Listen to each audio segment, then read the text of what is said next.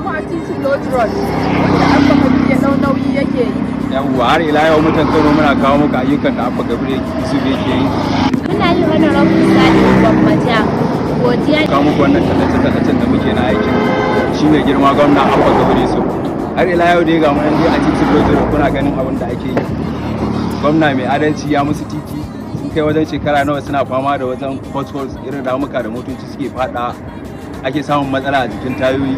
To gashi dai gwamna ya yi kokari ya musu titi kuna gani suna tafiya lafiya ya musu kwalbati saboda ruwa damuna in ta zo za ta wuce a kuma tsakiyar titi ana so yanzu a zo a karasa a sa wannan abin da yake raba titi na highway saboda ba za ana samun accident ba kala yawa mun gode Sai da kai gwamnan da kafin a wuce a titin da mai ciki ta haihu amma yanzu ba lafiya kalau kamar a jirgi take.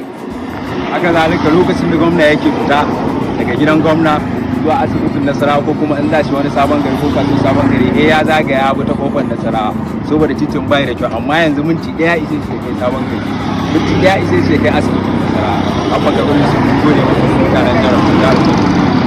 Muna yi wani rahoton sadi gwamnati godiya.